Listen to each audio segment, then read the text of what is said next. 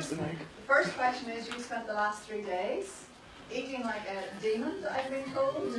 Breakfast, lunches, dinners. It's absolute hell, my job. I keep trying to explain to my wife that when I go away I suffer, and it's difficult. But we've had a fabulous time. I came over with 3 chums who are journalists, and which leads to some terrible arguments about how you spell things and stuff like that. But yeah, we've had a grand time. We've had a grand time. Notable Brian's, is it Brian? Ian Brown's, that's it. Brown's, we were on the hill, not down in the town, or the other way around. That was very good food. Ian Orr, is that right? I can't do names, so it's sort of a bit of a blur, really. Then we went to Harry's shack. That was magnificent. What a nice man. And he's got every now and then when you're visiting somewhere, you hear a quote. You hear someone say something, you think, I shall have that. And the quote from Harry's shack was, I wanted a place where the sand could come in the door. That's grand, isn't it? And I do hope he succeeds. He's likely to be bowled over by numbers, I've thought. It's going to be very, very difficult. But beautiful, fresh fish, simply cooked. What else do you need? What else could be better? And the little things around the side. We've also been to Ox, and we've been all over town. Everywhere serves really good bread. 90% of everywhere serves really good butter. And it's a real treat, isn't it? You sit down and you eat 3 baskets of bread and butter. And then you go, oh, well, I suppose we better have something else. And be serious about it. So yeah, it's been magnificent. Brilliant. We're glad you had a good time. I'm so glad he did say that. Imagine if we had stood up here to show what he was saying. Yes, It's all terrible. Why did you bring us? No questions about the rugby. Can't remember. I suppose food and tourism, which is why we're all here. Why is food important? What does it matter to tourism? Well, I think food is a baseline for everybody. We all have to eat. If you're someone visiting somewhere, you've got to eat. So you might as well produce a sort of food offer that reflects what you are. Our attitudes to eating out are changing quite rapidly at the moment. If you go back, I don't know, 10, 15 years, and you had met some people in the pub and you said, I'm going out to dinner later, and they'd say, wow, is that your wife's birthday? Or what's the special occasion? And yet, in those days, saying you were going to the cinema was considered fine and no one took it any further. Now that's reversed now, in that you say, I'm going out to dinner tonight, and people say, where are you going? What kind of food is it? Is it at the same chef? And it's spelled out onto the television. We bake things. It's just a wash with programs. Tom Kerridge's is the best one, if you want. Because when you get down to it, Mary is really fierce. You meet her and she's a snapping turtle. You wouldn't want to get involved in any of that. A very scary woman, yes. I judged an Arga competition with her once, and we sort of had all these dishes, and there's quite a famous chef with us as well. And she said, well, it's quite clear, isn't it? That one's the winner. And we all said, yes, Mary.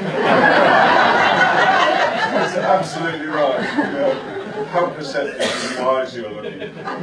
Sorry, what was the question? No, that was the perfect answer. Oh, right. I suppose what I wanted to ask you, because, we've got lots of businesses here, and I suppose what we're all here for is to grow the value of the business and the value of tourism. Do you have any tips on how Northern Ireland businesses can grow? And I'm particularly thinking, because of you are a food critic, you're a food writer, how can we get our story on the world stage? How can we influence and shape the media?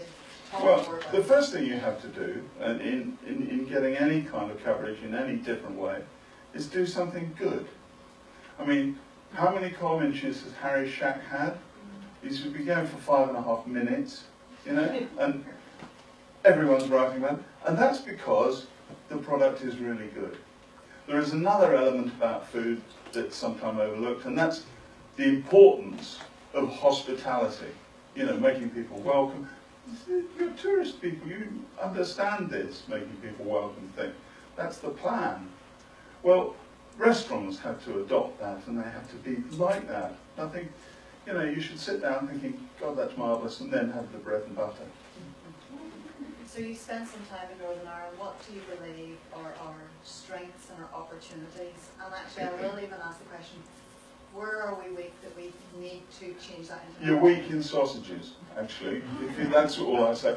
I think the fried breakfast is magnificent, but those little chipolata, the sausages are too finely ground and generally too sweet. Someone told me that the little sausages, the little chipolatas, are known in Armagh as hangover sausages. Is this right? And on the basis that 4 of them will cure a hangover. I don't know. No, you've got wonderful things, products, and nice things to eat. Not on a Northern Irish stage, not on an Isle of Ireland stage, not on a British stage, but on a world stage. I mean, I've judged at the Great Taste Awards for, I don't know, 20 years, and it's quite fascinating because the table of judges, when something is bad, they all go, "Pugh." When something is in the middle, there's arguments and terrible nonsense, but when something is really great, everyone knows. It's like the jury system. You go, yes, that is really, really good. And you've got really, really good things. You know, Abernathy butter is as good as it gets. Peter Hannon's steaks are just astonishing. They're the best steaks in the world, in my view. I mean, I think Wagyu and all these smart sort of things don't cut the mustard. And if you do something really, really well and really, really excellent, that makes people happy tourists. I've got to ask, because you did ask me to ask this one. That's not the one about the rugby. No. But I suppose we currently don't have a Michelin star. Ah, Does it matter? one of our party in the last couple of days, and I would say personally that Browns and Ox are worth a star, but they're idiots, the French people. One of our party describes them, you had a saying, he said, I don't see why the opinions of some French tyre floggers should have any bearing on that. And I never got a Michelin star, so I'm pretty disgruntled. We do have some French people in the room. But you're not a tyre flogger, are you? I thought not. But no, it's very, very difficult because they have some sort of strange ideas. It's mad. It's mad that there isn't a star in Manchester.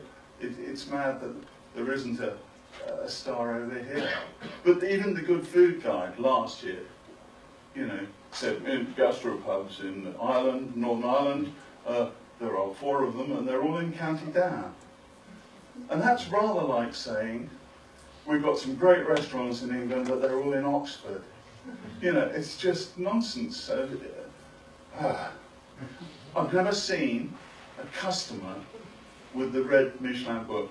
Chefs think it's the best thing in the world, they love it, and once you've got one, you can use it to promote yourself, and that's fine. Raymond Blanc has had 2 stars Michelin for 27 years. How can that be? Was there not one year when he went a little bit better or went a little bit worse? It's a fix. Don't get me wrong.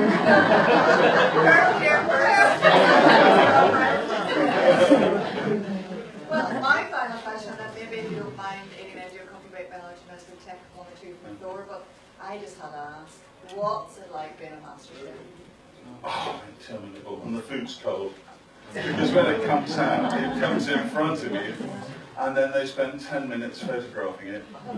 And when that man did that fillet steak in coffee grounds, it was just filthy. The best one was the one when the lady over-egged the chili, the green chili. And if you get a really big hit of chili, it makes you hiccup. And so there were three of us sitting around the table. Absolutely disgraceful. No, I really, really enjoy MasterChef because you can't rehearse for it. That's always good. They pay. That's also good. But it shows people interested in food doing well. The kids are the best one. The kids MasterChef. You know, these little moppets of 7, very, very irritating. Pies, chicken and mushroom pies, and they're really good. But yeah, it's anything that stirs the pot and makes us more interested in food and drink, I take to be a good thing. Someone said, I don't know, we've had a few discussions with a few people over the week, and someone said that 30% of everything any tourist spends is on food and drink.